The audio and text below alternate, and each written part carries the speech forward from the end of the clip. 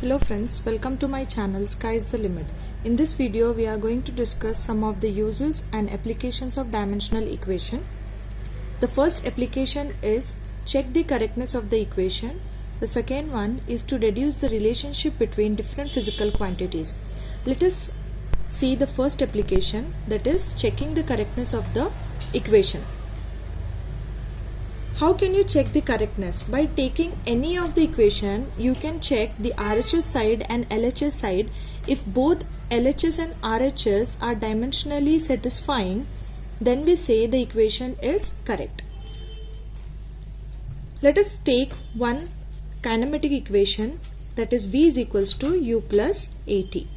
Here V is our final velocity, U is initial velocity,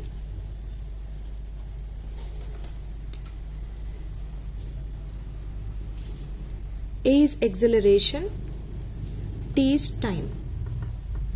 First step, what you have to do is you have to take LHS and RHS. Here our LHS side is V and RHS side is U plus AT. Solve it dimensionally, that is LHS is equals to, what is the dimensional formula for velocity? That is, we have m raised to 0, l raised to 1, t raised to minus 1. In my previous video, I have explained detailed about the dimensional formula for velocity, acceleration. You can check that. Then RHS we have u plus at. Here u is again velocity. Formula for velocity is m raised to 0, l raised to 1, t raised to minus 1. Plus we have acceleration. Formula is m raised to 0, since it is meter per second square. So meter, that is length per second square. So t raised to minus 2. Into we have time, right? So this time we take over here. Then next what we do is write it, solve it. After simplifying, we'll get m raised to 0, l raised to 1, t raised to minus 1 plus m raised to 0, l raised to 1, t raised to minus 2 plus 1.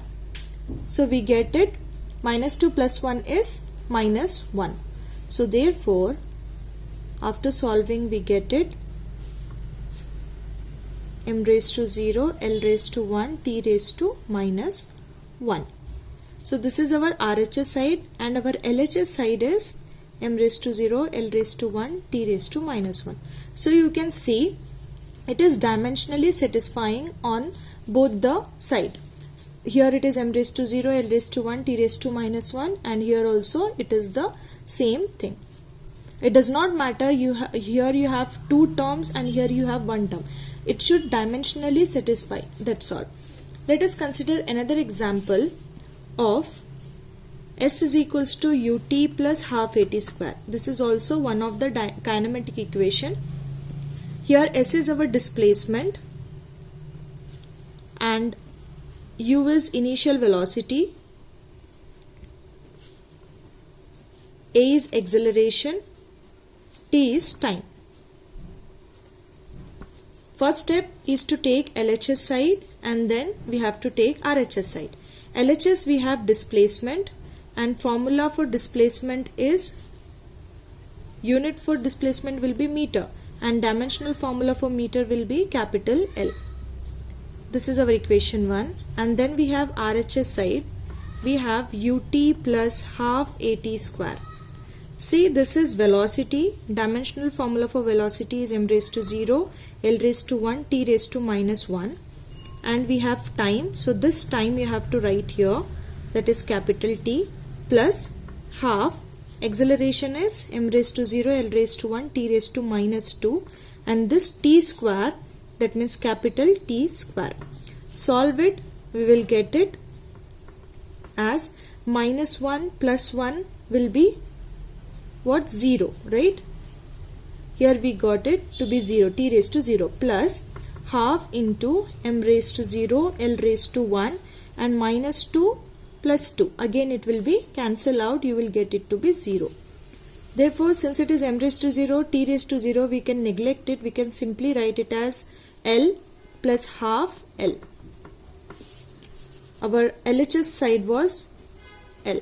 So here also you can see it is dimensionally satisfying. This constant doesn't matter, and for constant the dimensional analysis does not give any value. So hence proved. So this is how we have checked the correctness of the equation. Similarly, you can find for various equations, you have another equation as v square is equals to u square plus 2as. For this also you can check it by comparing the LHS and RHS. If it is dimensionally satisfying, you can say that the equation is dimensionally correct. Another application is to deduce the relationship between different physical quantities. You can take any equation and you have to deduce the relationship between the different physical quantities in terms, suppose if you are taking the time period of simple pendulum, then how the time period depends upon the mass of the bob, length of the string and acceleration due to gravity, that we have to check. Let us say that the time period of a simple pendulum is directly proportional to m raised to x, l raised to y and g raised to z. Here our m stands for mass, L stands for length and G stands for acceleration due to gravity. First step, take the LHS and then RHS. We have LHS side to be capital T and we have RHS, that is m raised to x, and then this capital T we can also write it as m raised to 0, L raised to 0 and only T, right? And then this is m raised to x, L is our length, so L raised to y, and G is our acceleration, so acceleration formula will be L raised to 1 t raised to minus 2 raised to z. After simplifying we will get m raised to x, L raised to y, and multiply this power to the powers inside the bracket, so you will get m raised to 0, L raised to z and t raised to minus 2z. Since the base is same, you can add the powers, so you will get it m raised to x, L raised to y plus z and then t raised to minus 2z. Correct. Then this is our equation 2, this is our equation 1. Comparing the powers of equation 1 and equation 2, we can say that here we have m raised to 0, L raised to 0 and t. So by comparing the powers we can say x is equals to 0 and then we have y plus z is equals to 0. This is minus 2z is equals to 1. Since here it is 1, we write it 1. From this we can take z is equals to minus half. Substitute the value of z in this equation, we will get minus half is equals to 0 or y is equals to half. This is what the value of x, y, z we get.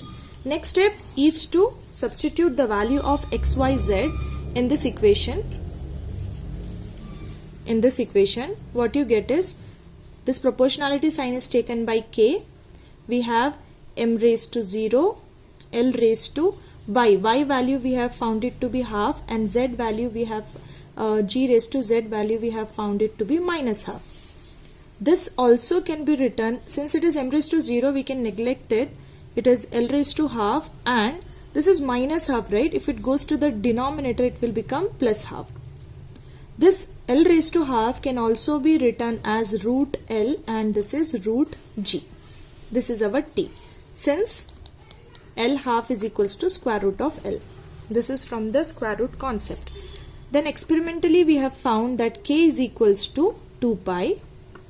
This is L by J. This is the relationship between different physical quantities, that is time, length and acceleration due to gravity. Hope you have understood how to deduce the relationship between different physical quantities. We will take one more example so that it is more clear to you.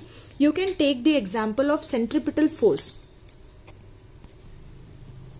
Let us take another example to deduce the relationship between two physical quantities, that is centripetal force acting on a particle depends on mass, velocity and the radius of the circular path. Let us consider Then object of mass m moving with a velocity v of the radius r, okay, of a circular path of radius r. So the above information we can say F is proportional to m raised to x, v raised to y and r raised to z. Force dimensional formula will be m raised to 1, L raised to 1, T raised to minus 2. This is from F is equals to ma. Mass is mass is m, that is in kg, and this acceleration is Lt raised to minus 2, and then this is our acceleration. So acceleration altogether we can write it as m raised to 1, L raised to 1, T raised to minus 2. Then in the RHS side we have m raised to x, v raised to y, r raised to z.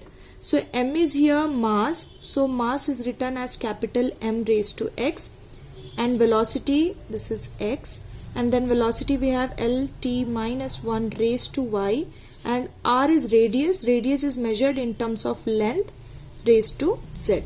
After simplifying we'll get m raised to x, L raised to y, T raised to minus y, L raised to z. Since the base is same, we can add the powers. We'll get m raised to x, L raised to y plus z and T raised to minus y. In the LHS side we have m raised to 1, L raised to 1 and T raised to minus 2. Next step is to compare the powers. If we compare the powers, we will see that x is equals to 1 and y plus z is equals to 1 and minus y is equals to minus 2. Minus minus and get cancelled, y is equals to 2 we will get. Substitute the value of y in this equation, we'll get 2 plus z is equals to 1, or z is equals to 2 minus 1, that is z is equals to 1. So therefore we get the value for x is equals to 1, y is equals to 2 and z is equals to 1. Substitute this value in the equation, that is f is proportional to m raised to x, v raised to y, r raised to z. We will get force is proportional. This proportionality sign is taken by constant k, that is m raised to 1, that is v raised to y, y is what, 2, and r raised to z, that is 1. This, that is, sorry, here it is 1 minus 2. It will be minus 1, right? Z value will be minus 1. So here it will be r raised to minus 1. So therefore k mv square, since it moves to the denominator, we get it to be r. So we will get the relationship between the force, mass, velocity and the radius. This is the formula for centripetal force or centripetal acceleration. Hope you have understood how to deduce the relationship between different physical quantities and how to check the correctness of the equation. These are not the only examples you can solve. You can solve various examples, try and error method, and see whether the equations are correct, and you can also relate the relationship between two different physical quantities. Hope you have liked the videos. If you have liked the videos, then hit the like button and don't forget to subscribe to my channel and share with your friends. Thank you.